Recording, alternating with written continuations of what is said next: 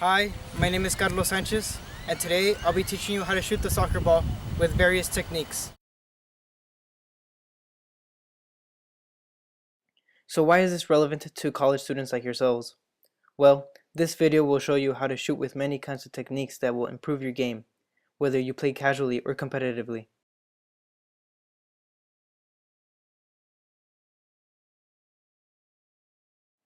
Working to improving your skills is a great way to stay active, which is essential to being a student.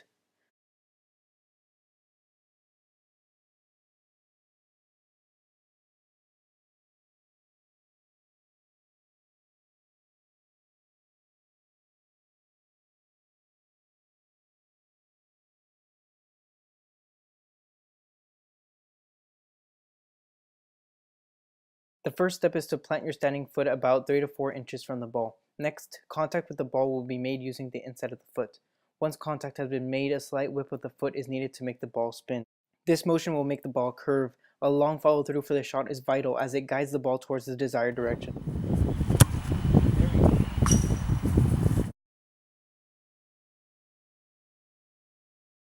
The run-up for this technique can vary on the player. In this clip, I use a 4-step run-up. In this side angle, you can see that the inside of my foot makes contact with the ball. The follow-through is extended so that the ball can curve as much as possible while it travels through the air. Contact with the ball should be made slightly to the left of the center of the ball so that your foot can have a chance of wrapping around it to make it spin. If you are aiming for the top of the goal, the ball must be struck lower so that your foot lifts it off the ground, and vice versa if you are aiming low. This technique provides the most accurate shots.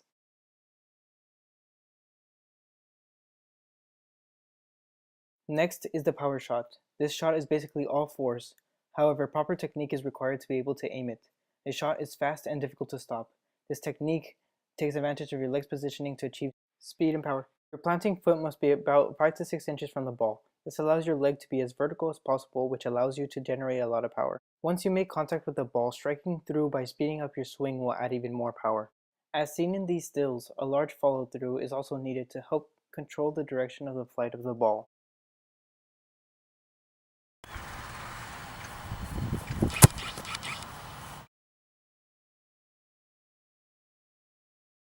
For this technique, a more centered run-up is necessary to build up more speed as you approach the ball.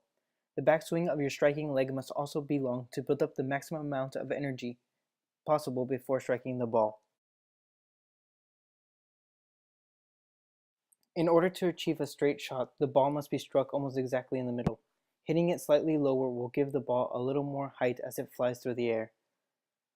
As you can see, the ball was struck with the top of my foot as my ankle was locked into place, allowing me to strike it with a lot of force.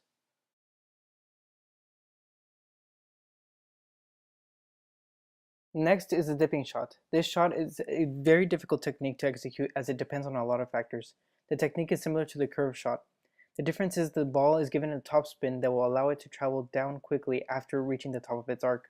This shot is extremely useful when trying to score via a free kick when there is a wall.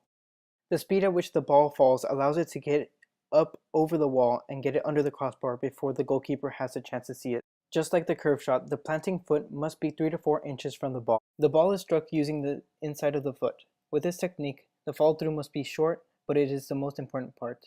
The follow through for this shot has to be more straight than the curve shot, so that most of the momentum goes toward making it spin over the top.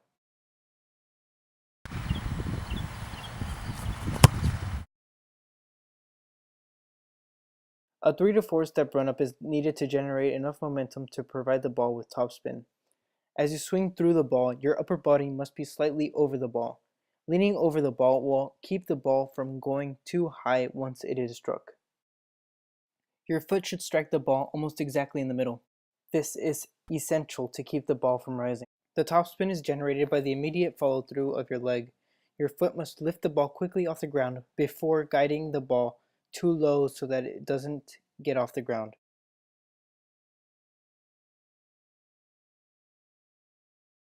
Next up is the knuckleball shot. It is very similar to the baseball knuckleball. This shot is very difficult to learn. It is a nightmare for goalkeepers because it has an unpredictable flight. The ball is struck in a way where it has little to no spin, so slight breezes or even humidity can change the direction of the ball. Striking the ball with power results in even more unpredictable flight patterns. The planting distance is similar to the power shot with a distance of 3 to 4 inches. The ball is struck with the topmost part of the inside of your foot, as it is the hardest part of your foot. After striking the ball, the follow-through must be stopped immediately to avoid adding any kind of spin to the ball.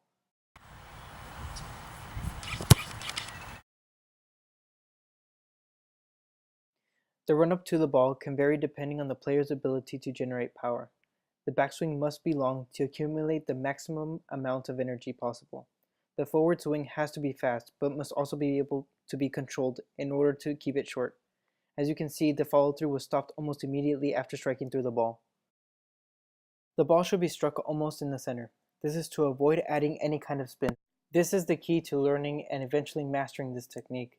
Hitting it slightly below the center will result in either a perfectly struck ball or an extremely poor one. So it is a gamble to attempt to use this shot. This still shows the exact part of the foot that is used for this technique.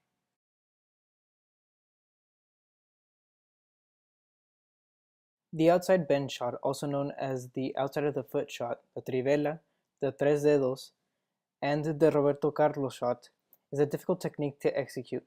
The effect it gives the ball is essentially what your weaker foot's inside curve shot would look like. However, this shot is struck using the outside of your dominant foot to bend it the opposite direction your foot is traveling. The planting foot distance has to be enough to allow your foot to slightly skim the ball. Contact with the ball is made using the outermost part of your foot to get it to spin. The follow-through is usually long, as a lot of energy is needed for the skim to provide the ball with enough energy to spin and to travel through the air. The starting position, along with the number of steps in the run-up, varies depending on the ability of the player to produce the curve. A large backswing is vital to the execution of the shot. The forward swing toward the ball is also important, as a large amount of energy is required. The ball should be struck slightly to the left if the player is right-footed, and slightly to the right if the player is left-footed. In this close-up side view, you can see that the ball is struck using the outermost part of my right foot.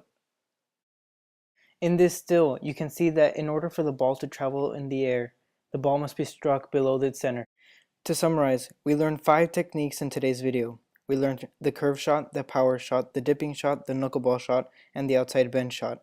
Learning these techniques will improve your game massively. This will allow you to go out and play as a way to stay active. Staying active is important to students because it is an escape from responsibilities and it is a great stress reliever. Thanks for watching.